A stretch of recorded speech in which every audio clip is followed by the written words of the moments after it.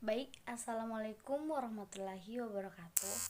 Kami dari kelompok 3 yang beranggotakan, yang pertama adalah Kristia Mulyanto-Sari, yang kedua adalah Rizka Malia, yang ketiga adalah Iva Hairunisa, yang keempat adalah Putri Diana Listayanti, yang keempat adalah Intan Putri Gusal, dan yang terakhir adalah Nien Malua. Kelompok kami akan mempresentasikan mengenai pengertian dan unsur-unsur pendidikan. Berikut penjelasannya. Bismillahirrahmanirrahim.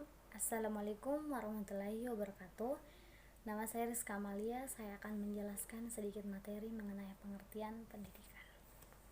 Seorang calon pendidik hanya dapat melaksanakan tugasnya dengan baik jika memperoleh jawaban yang jelas dan benar tentang apa yang dimaksud pendidikan. Jawaban yang benar tentang pendidikan diperoleh melalui pemahaman terhadap unsur-unsurnya, konsep dasar yang melandasinya, dan wujud pendidikan sebagai sistem. Nah, kali ini kita akan mengkaji tentang pengertian pendidikan, unsur-unsur pendidikan, dan sistem pendidikan. Nah, yang pertama adalah pengertian pendidikan. Batasan pendidikan. Batasan pendidikan yang dibuat oleh para ahli beraneka ragam dan kandungannya berbeda-beda yang satu dari yang lain. Perbedaan tersebut mungkin karena orientasinya, konsep dasar yang digunakan, ataupun aspek yang menjadi tekanan, atau karena falsafah yang melandasinya. Yang pertama adalah pendidikan sebagai proses transformasi budaya. Sebagai proses transformasi budaya, pendidikan diartikan sebagai kegiatan pewarisan budaya dari satu generasi ke generasi yang lain. Nilai-nilai budaya tersebut mengalami proses transformasi dari generasi tua ke generasi muda. Ada 3 bentuk transformasi, yaitu nilai-nilai yang masih cocok diteruskan, misalnya nilai-nilai kejujuran, rasa tanggung jawab, dan lain-lain. Yang kedua adalah pendidikan sebagai proses pembentukan pribadi.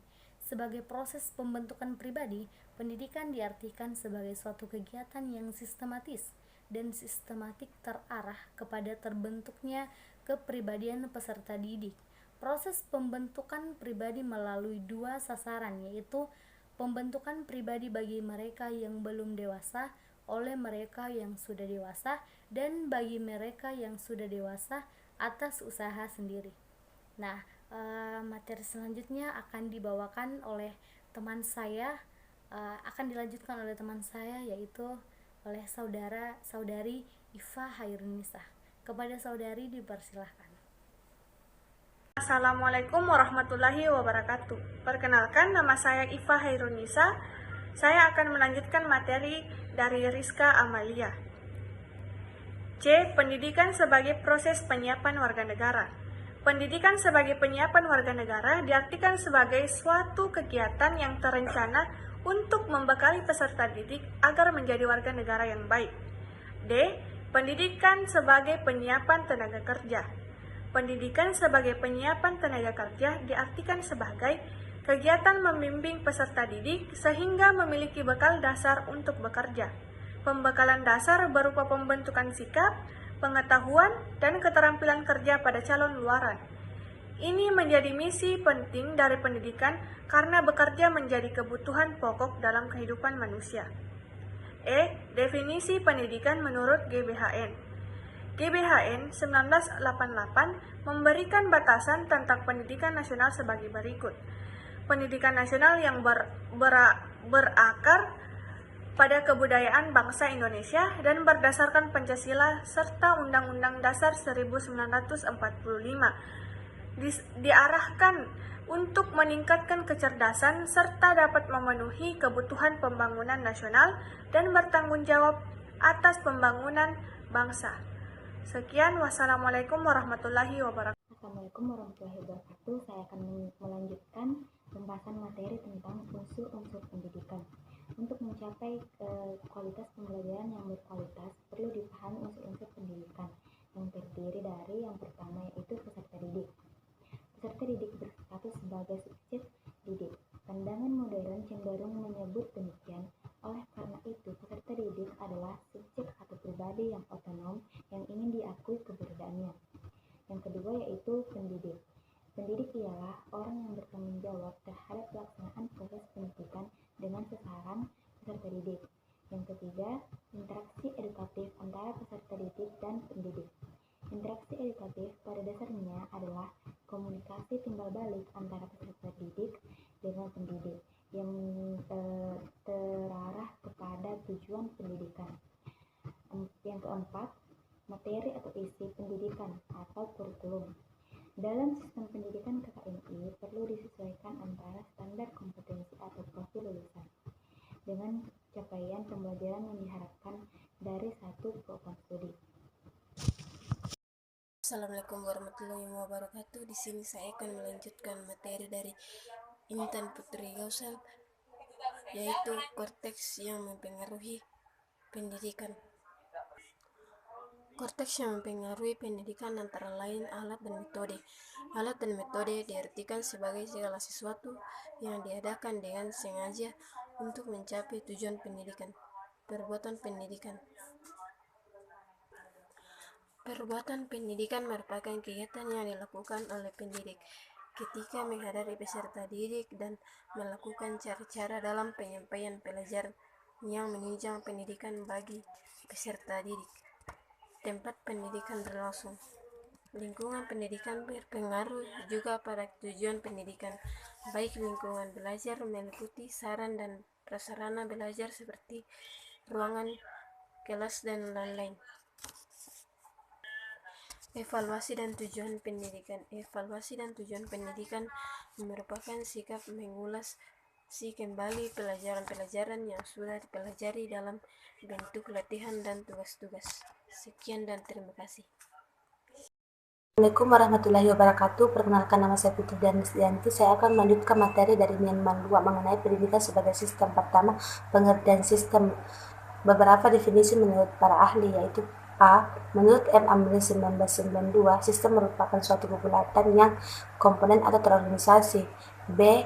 Menurut M. Amri 1992, sistem merupakan himpunan yang saling berkaitan yang sama-sama berfungsi untuk mencapai satu tujuan.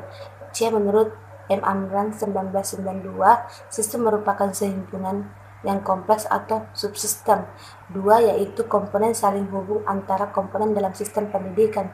Ketiga, hubungan sistem pendidikan dengan sistem lain dapat dilihat dalam ruang lingkup makro. Keempat, memecahkan masalah pendidikan secara sistematis. Ada 5, yaitu cara memandang sistem, masalah berjenjang, analisis sistem pendidikan, saling hubung antar komponen, hubungan sistem dengan subsistem. Sekian dari saya. Assalamualaikum warahmatullahi wabarakatuh.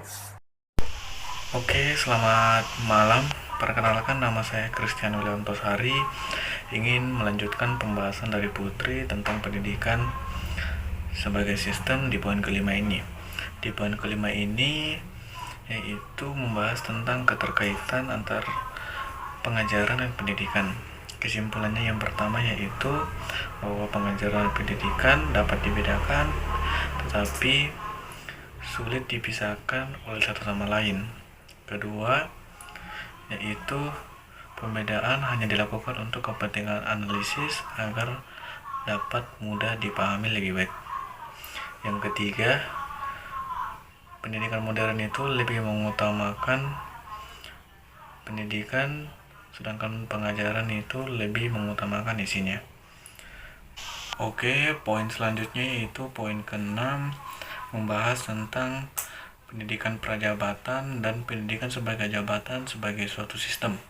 Pendidikan prajabatan itu hanya memberikan bekal dasar, sedangkan pendidikan dalam jabatan itu lebih memberikan bekal praktis yang siap dipakai. Oke, poin terakhir atau poin ke-7 ini membahas tentang pendidikan formal, non-formal, dan informal. Pendidikan formal itu yang sering disebut pendidikan bersekolahan, contohnya SD, SMP, SMA, dan PT. Sedangkan pendidikan non-formal itu lebih membutuhkan keahlian atau skill untuk terjun ke dunia masyarakat. Dan yang terakhir itu pendidikan informal adalah suatu fase pendidikan yang berada di antara pendidikan formal dan non formal. Dapat disimpulkan bahwa pendidikan formal, pendidikan non formal, dan pendidikan informal ketiganya dapat dibedakan tetapi tidak dapat dipisahkan karena keberhasilan pendidikan. Oke, sekian dari saya. Terima kasih.